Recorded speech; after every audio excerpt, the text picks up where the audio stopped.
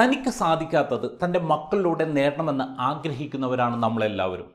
ഇത്തരത്തിൽ പഠനത്തിൽ മിടുക്കനായിരുന്നിട്ടും ജീവിത സാഹചര്യം മൂലം ഡോക്ടറാവുക എന്ന വലിയ സ്വപ്നം ഇടക്കാലത്തിൽ ഉപേക്ഷിക്കുകയും തൻ്റെ ഗതി മക്കൾക്ക് വരരുത് എന്ന് ഉറച്ചുകൊണ്ട് അധ്വാനിച്ചുണ്ടാക്കിയ പണത്തിൽ നിന്നും നിശ്ചിത ശതമാനം മകൻ്റെ ഉന്നത വിദ്യാഭ്യാസത്തിനായി മികച്ച രീതിയിൽ നിക്ഷേപിക്കുകയും അതിനുവേണ്ടി 1.5 കോടി രൂപയുടെ സമ്പാദ്യം നേടുകയും ആ മകനെ ഇന്ന് ലോകത്തിൽ കിട്ടിയേക്കാവുന്ന ഏറ്റവും മികച്ച ഉന്നത വിദ്യാഭ്യാസം നൽകി ആ മകൻ്റെ മുമ്പിൽ സൂപ്പർ ഹീറോയായ വ്യക്തിയാണ് ആലപ്പുഴക്കാരൻ തൊമ്മിച്ചൻ. നിങ്ങൾക്കും മക്കളുടെ മുമ്പിൽ തൊമ്മിച്ചനെ പോലെ ഒരു സൂപ്പർ ഹീറോ ആകണമോ? എങ്കിൽ നിങ്ങൾക്കുള്ളതാണ് ഈ കഥ.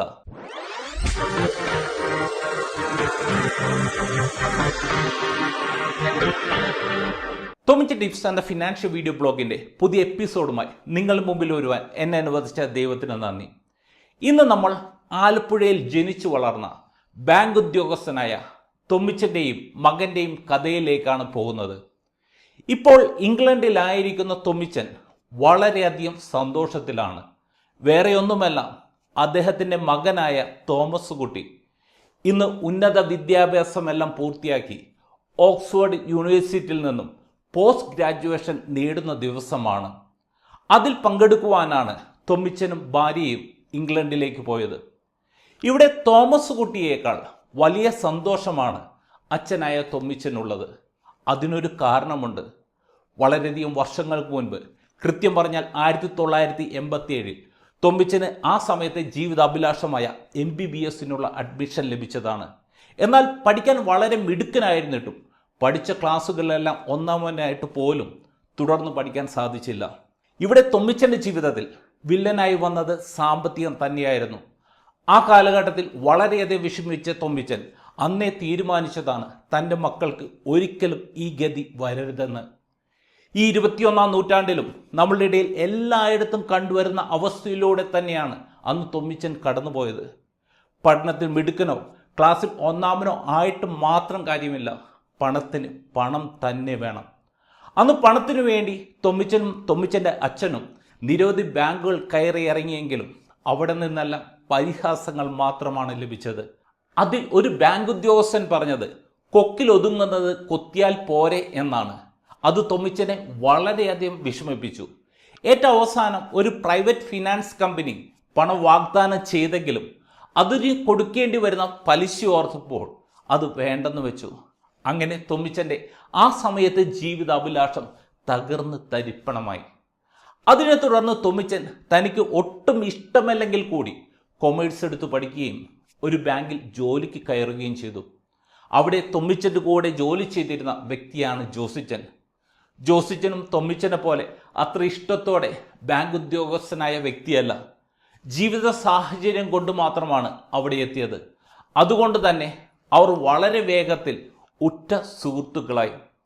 എന്നത് മാത്രമല്ല, അന്നു മുതൽ തൊമ്മിച്ചനും ജോസിച്ചനും വരുമാനത്തിൻ്റെ ഒരു നിശ്ചിത ശതമാനം എല്ലാ മാസവും ബാങ്കിൽ നിക്ഷേപിക്കാൻ തുടങ്ങി. ജോലി കിട്ടി ഏതാനും വർഷങ്ങൾക്ക് ശേഷം 1995 തൊമ്മിച്ചൻ ട്രേസിക്കുട്ടിയെ വിവാഹം കഴിക്കുകയും അധികം താമസിക്കാതെ തന്നെ തോമസ് കുട്ടി ജനിക്കുകയും ചെയ്തു. തൻ്റെ നടക്കാതെ പോയ സ്വപ്നം തൻ്റെ മകനിലൂടെ നേടിയെടുക്കുവാൻ തൊമ്മിച്ചൻ തീക്ഷ്ണമായി ആഗ്രഹിച്ചു. അങ്ങനെയിരിക്കെ തൊമ്മിച്ചൻ എറണാകുളത്ത് ഒരു സെമിനാറിൽ പങ്കെടുക്കുകയും അവിടെ വെച്ച് മ്യൂച്വൽ ഫണ്ട് നിക്ഷേപങ്ങളെക്കുറിച്ച് മനസ്സിലാക്കുകയും ചെയ്തു. അന്നാണ് തൊമ്മിച്ചൻ വിദ്യാഭ്യാസ ചെലവുകൾ വളരെ വേഗത്തിൽ കൂടിക്കൊണ്ടിരിക്കുന്നതിനാൽ ബാങ്കിൽ മാത്രം നിക്ഷേപിച്ചാൽ അതിനുള്ള തുക കണ്ടെത്താൻ സാധിക്കില്ല എന്ന യാഥാർത്ഥ്യം മനസ്സിലാക്കുന്നത്.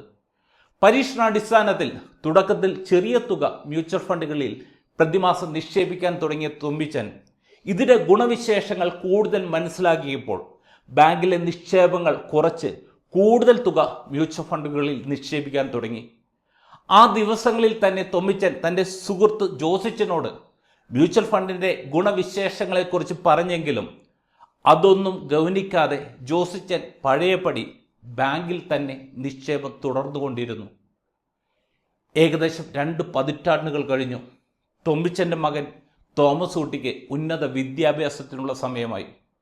തൊമ്മിച്ചന് തോമസ് കുട്ടിയെ ഡോക്ടറാക്കണമെന്നായിരുന്നു ആഗ്രഹം. എന്നാൽ തോമസ് കുട്ടിയുടെ ആഗ്രഹം മറ്റൊന്നായിരുന്നു. അദ്ദേഹത്തിന് ഓക്സ്ഫോർഡ് യൂണിവേഴ്സിറ്റിയിൽ നിന്നും ഉന്നത വിദ്യാഭ്യാസം നേടാനാണ് ആഗ്രഹിച്ചത്. തൊമ്മിച്ചൻ പതിറ്റാണ്ടുകൾ പിന്നിലേക്ക് ചിന്തിച്ചപ്പോൾ അന്ന് അച്ഛൻ്റെ അല്ല തൻ്റെ ആഗ്രഹമായിരുന്നു ഡോക്ടറാവുക എന്നത്. അതാണ് നടക്കാതിരുന്നത്. അതുകൊണ്ട് തന്നെ എൻ്റെ ആഗ്രഹത്തിനല്ല, മകൻ്റെ ആഗ്രഹത്തിനാണ് പ്രാധാന്യം. മകൻ്റെ ആഗ്രഹം അതാണെങ്കിൽ അതുതന്നെ നടക്കട്ടെ എന്ന് തൊമ്മിച്ചനും വിചാരിച്ചു. അവർ അന്വേഷിച്ചപ്പോൾ തോമസ് കുട്ടി ആഗ്രഹിച്ച കോഴ്സ് പൂർത്തീകരിക്കുന്നതിന് മൊത്തം 1.25 കോടി രൂപ ചെലവ് വരുമെന്ന് മനസ്സിലായി. എന്നാൽ തൊമ്മിച്ചന് വലിയ ടെൻഷനൊന്നും ഉണ്ടായിരുന്നില്ല. അതിന് കാരണം ആ സമയമായപ്പോൾ തൊമ്മിച്ചൻ്റെ മ്യൂച്വൽ ഫണ്ട് നിക്ഷേപം 1.5 കോടി രൂപയായിട്ട് വളർന്നിട്ടുണ്ടായിരുന്നു. എന്നാൽ അവിടെ തന്നെ അഡ്മിഷൻ ലഭിച്ച ജോസിച്ചൻ്റെ മകൻ ജോണിക്കുട്ടിയുടെ അവസ്ഥ ഇതല്ലായിരുന്നു.